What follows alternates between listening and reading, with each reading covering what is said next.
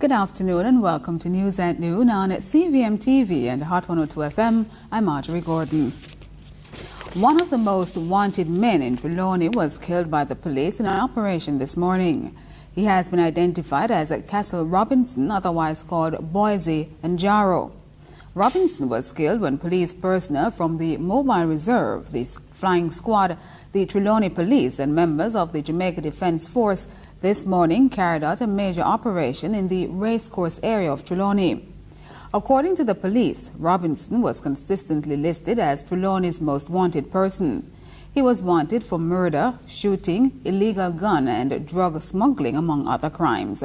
Police reports indicate that Robinson was the undisputed leader of the Boise gang and a major player in the criminal underworld where he specialized in crimes for profit.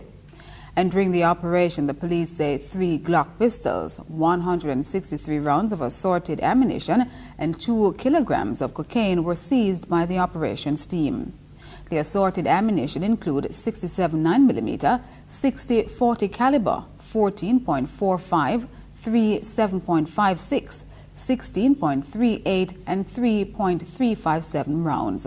The operation by the Joint Police Military Team is continuing. The fatal shooting has been reported to the Independent Commission of Investigations, INDICOM.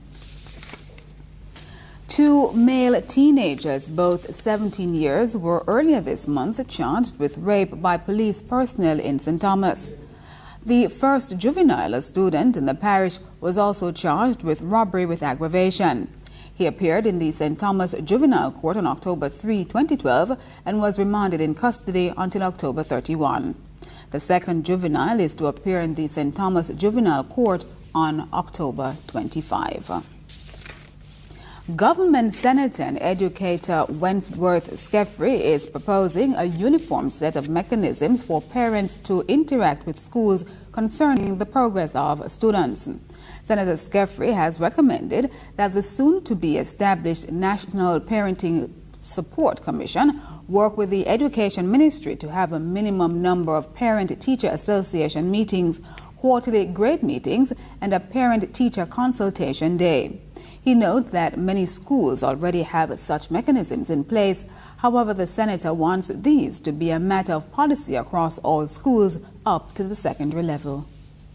This will aid in the participation process and provide critical feedback to parents and teachers. Also, peers or guardians must be made aware of minimum attendance requirements to these activities. If they fall below this requirement without a valid reason so accepted by the school, then it may affect certain benefits. For example, those who are in the PAD program are getting government resources. It may affect future benefits and also affect some involvement in the outreach activities in schools or even in graduation ceremonies. Senator Skeffrey was speaking during a debate in the Senate a short while ago on the proposed National Parenting Support Commission. The Police High Command has issued several guidelines for its members to take immediate effect when dealing with children taken into police custody. According to the High Command, once a child has been taken into custody, the Child Development Agency, CDA, and the Office of the Children Advocate should be informed as soon as possible. In addition, children taken into police custody must be placed before the courts within 48 hours of being arrested. And where no appropriate court is sitting within the specified time, members should take the child before a resident magistrate. Children who are remanded in custody by the court should be transferred immediately to Metcalf Street Secure Juvenile Center, Fort Augusta, or any other facility specified by the court.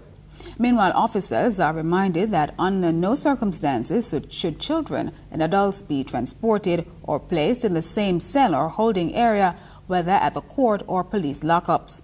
The Child Development Agency, the Office of the Children Advocate, and the Office of the Children Registry should be given weekly updates on children in police custody. An option is open to the Sam Isaacs Funeral Home with respect to how it deals with the stop order from the National Environment and Planning Agency, NEPA. NEPA slapped a stop order on the funeral home for breaching the Town and Country Planning Act. This as there are serious concerns regarding the operation of business in the residential community of Worthington Terrace in the vicinity of New Kingston. Councillor for the Trafalgar Division in the Kingston and St. Andrew Corporation KSAC, Carrie Douglas, highlighted the option that is open to the management of the funeral home, but expressed skepticism about whether the matter will be resolved in favor of the company.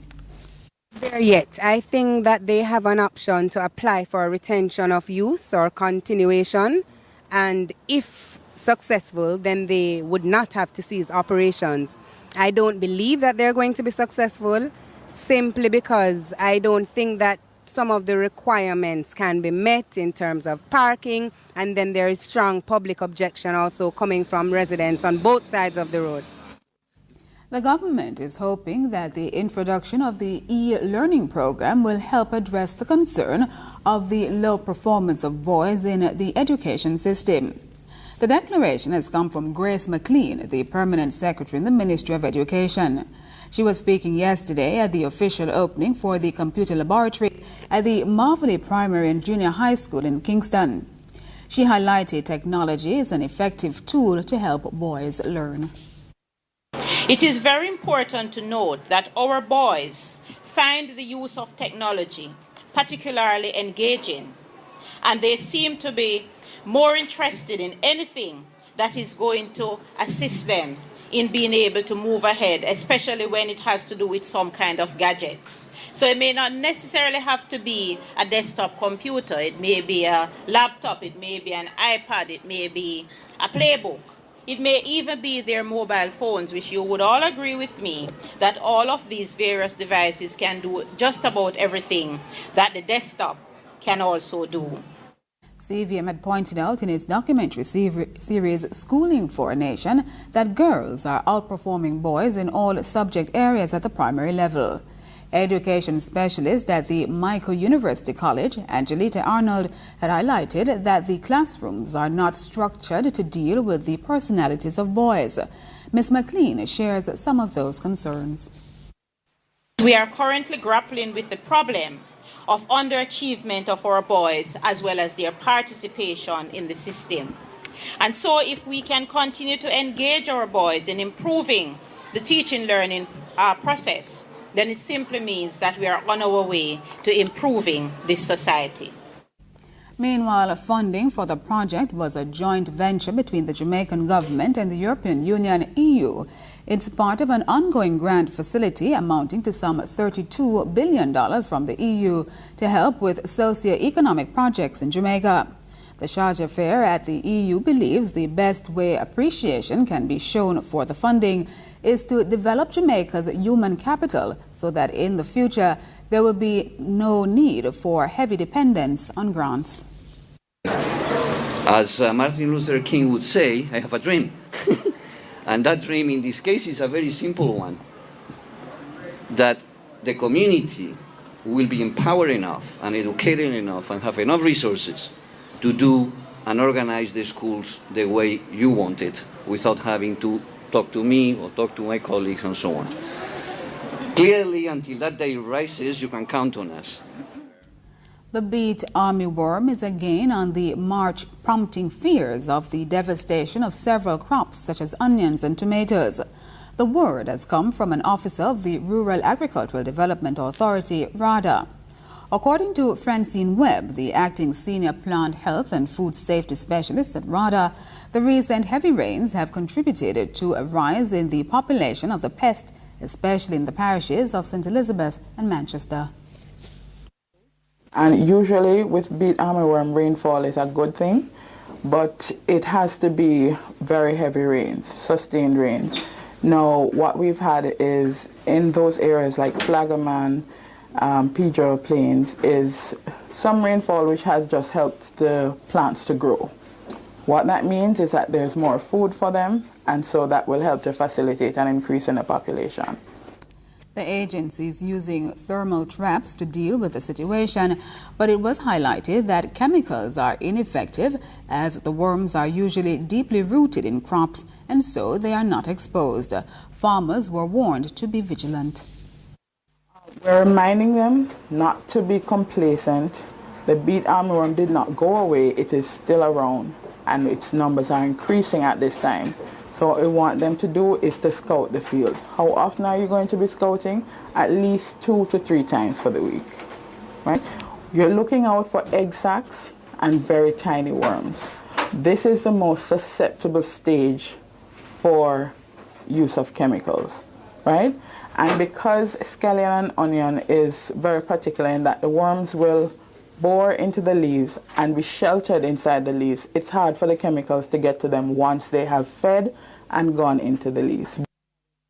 Intense efforts are still being made to ensure that Jamaica complies with the U.S. Food Safety and Modernization Act that was passed last year. It was highlighted by Minister of Industry, Investment and Commerce, Anthony Hilton, that the provisions of the Act also offer an opportunity to ensure that there are quality food standards for goods entering Jamaica as well. The minister was the guest speaker at the National Quality Awards Jubilee Banquet, which was held last night.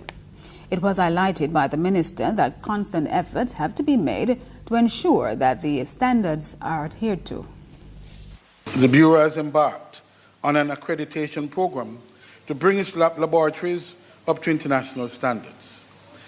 This is necessary for monitoring the protection of our consumers, for food safety, health and wellness, and to prevent foodborne diseases from entering the country. Meanwhile, more services are being monitored by the government to ensure members of the public are not shortchanged. Previously, it was mainly goods that were monitored by the Bureau of Standards. The minister said under his watch, there has been a dramatic shift in that regard. At the first board meeting of the Bureau's Council, I announced the policy focus on the services sector. I am very pleased, indeed, to see that within such a relatively short period of time, the Bureau now has a portfolio of some 75 standards in services at various stages of development and implementation. To news from the region now, Trinidad and Tobago's crime chief has turned a deaf ear to an order from the National Security Minister to withhold crime statistics. Acting Police Commissioner Stephen Williams has made it clear that Jack Warner has no authority to issue such an instruction. In fact, he says the police are bound by law to report on crime. More in this report from the CMC. He's making it as clear as possible. Despite the organizational connection, the Minister of National Security is not to give any instructions to the Commissioner of Police or police officers on how to do their jobs. I had a meeting following the minister's revelation to the media. I had a meeting with the minister at 2 p.m. yesterday in which he raised concerns in relation to the police dissemination of information on matters of murder. But I received no instructions, and the minister has no authority to issue instructions to the police service on an operational issue.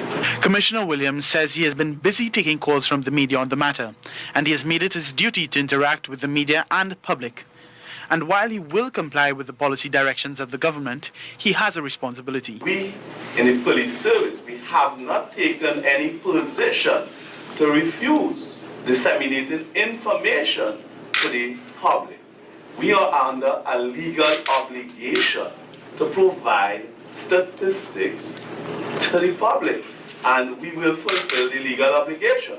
So I don't know how much more you want me to say on that. The commissioner is staying away from interpreting Minister Warner's comment that the homicide was a PNM murder. You have utterances by the opposition members, you have utterances by government officials.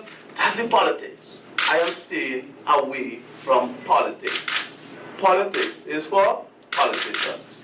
The commissioner did not give any further details on the meeting with the National Security Minister and other ministry officials. In St. Lucia, it has been 12 days since the introduction of a 15% value-added tax. The St. Lucian Manufacturers Association is the latest group to blast the Kenny Anthony administration on its handling of the matter. The president of the association says the tax is doing more harm than good and has warned that several businesses may soon be forced to close their doors. Once again, we join the CMC for more. President of the Manufacturers Association, Paula Cauldron, is incensed by the implementation of VAT policies, which she says are crushing the already struggling manufacturing sector.